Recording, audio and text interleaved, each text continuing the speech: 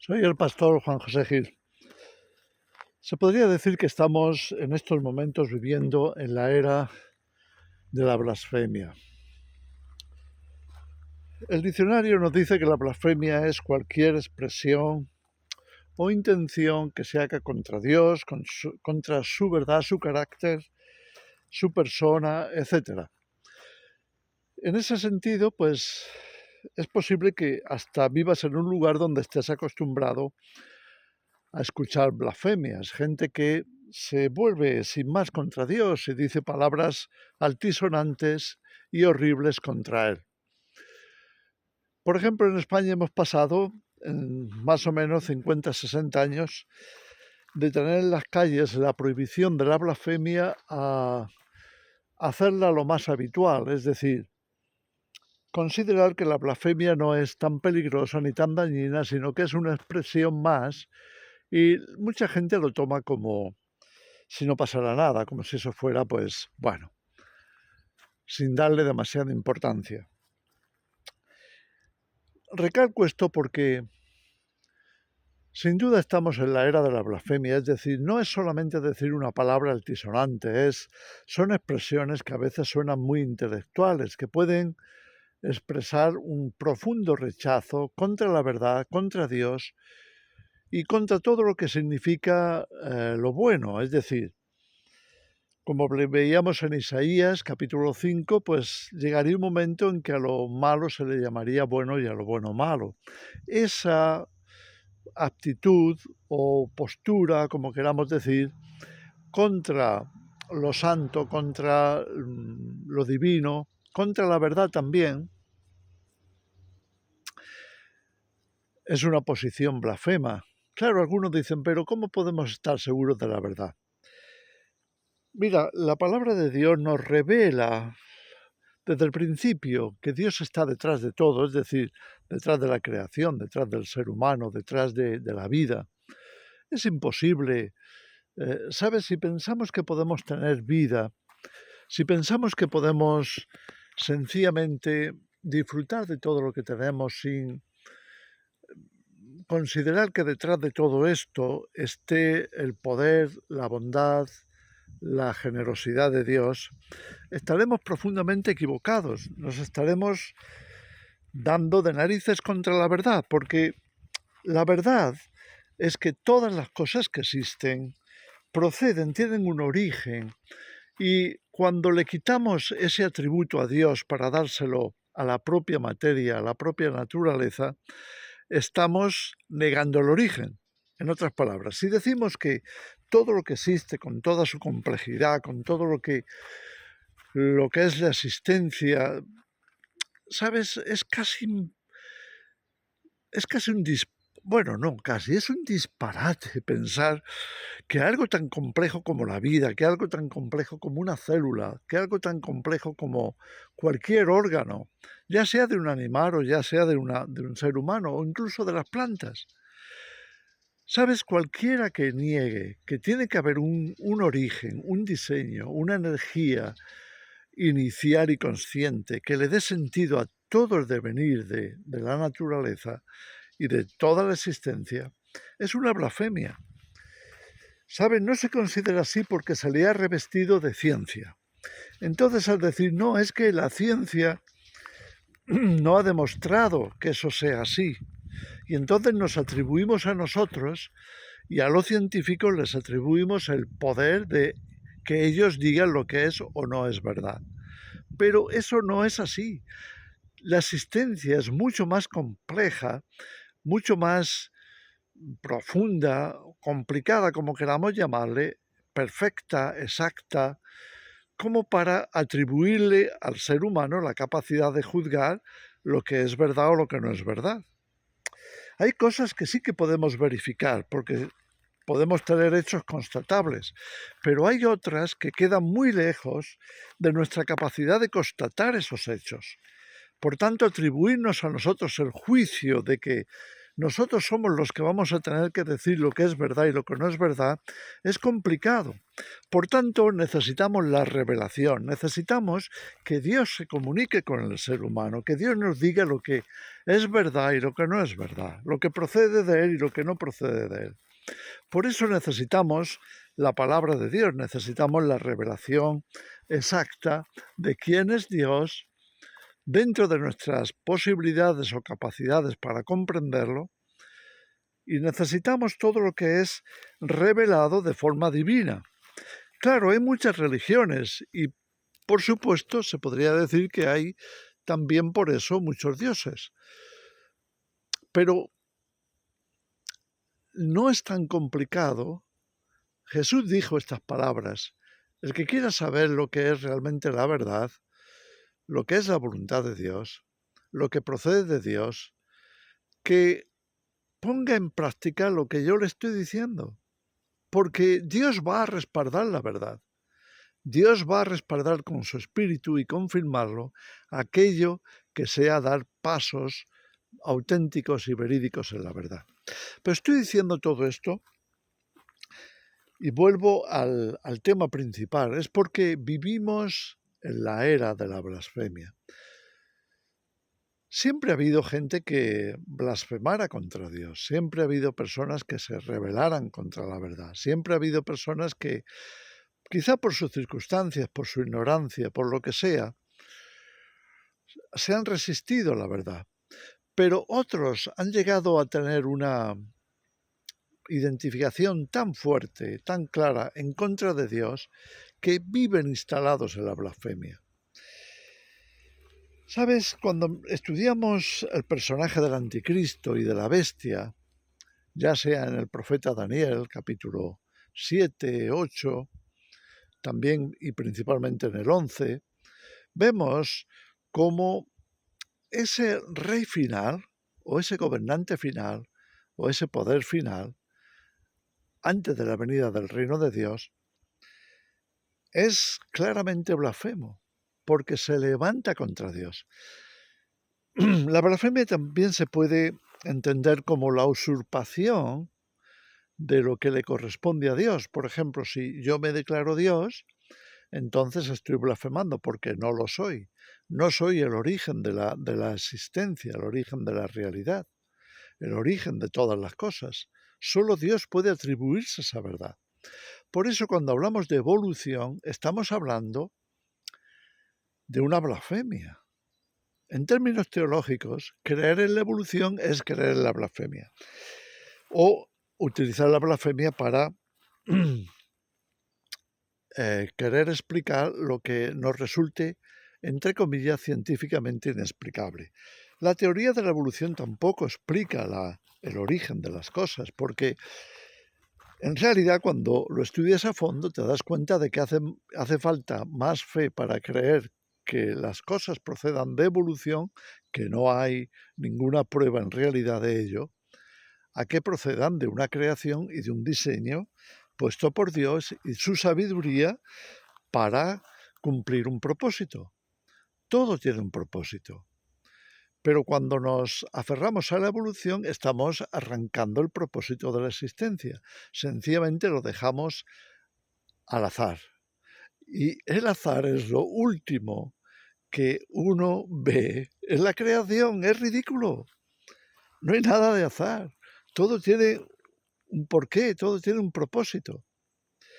Pero bueno, así somos los seres humanos. Podemos cegarnos hasta el punto de creernos superiores, de creernos mejor a Dios, de creernos por encima de todo y que tenemos la capacidad de explicarlo. No, necesitamos la revelación. Por eso el tiempo del fin es un tiempo tan peligroso. Mira, cuando nos metemos en Apocalipsis 13, aparece la bestia. Aparece esa bestia ya en el primer versículo, que tiene, como dice ahí, 7 cabezas, 10 cuernos, y también nos dice que tiene un nombre blasfemo. En cada una de sus cabezas hay un nombre blasfemo. ¿Cuál es ese nombre blasfemo? Bueno, no lo podemos saber con exactitud, pero sí que podemos saber por qué le llama blasfemo. Le llama blasfemo porque se resiste a Dios, lo contradice, lo ofende o usurpa de Dios algo que solo le corresponde a Él. Por ejemplo, la sabiduría total, el poder completo y absoluto. Son cosas que solo le corresponden a Dios y otras cosas como la omnipresencia y todo lo demás. Entonces, cuando un ser humano es capaz, o una institución, puede ser una corriente política, puede ser alguna forma de dictadura, cuando se atribuye ¿sabe? El carácter o las características de que solo Dios tiene y que solo a Él le corresponden, entonces estamos hablando de blasfemia. La bestia en Apocalipsis 13 aparece así, llena de nombres blasfemos. Después, en los versículos siguientes, al principio del capítulo, nos habla de cómo se levanta en blasfemia contra Dios, contra todo lo celestial, contra lo espiritual, la divinidad, contra todo aquello que es santo. Se levanta con blasfemias para criticar todo eso o para querer usurpar lo que solamente le pertenece, lo que responde a Dios. Por eso creemos que el anticristo o la bestia es un personaje muy peligroso, porque cuanto más te alejas de la verdad, más peligroso te vuelves. Cuanto más te alejas de Dios, más oscuro te vuelves.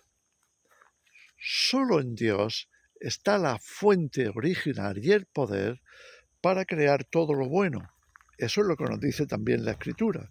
El apóstol Santiago en su carta escribió esta verdad, que todo lo bueno, todo lo que realmente podríamos considerar perfecto, santo, realmente útil, todo eso procede de Dios. Toda la bondad, toda la virtud, todo lo que consideramos bueno, procede de Dios. De hecho, alejarse de Dios significa ir en dirección contraria a todas esas cosas. En Mateo capítulo 12, tenemos en ese pasaje del Evangelio un momento en el que Jesús está haciendo milagros, maravillas, portentos. Bueno, Jesús lo manifestó en muchas ocasiones. Él abrió la vista de los ciegos, los oídos de los sordos. Él incluso resucitó a personas, los devolvió a la vida. ¿Quién puede hacer eso sino Dios?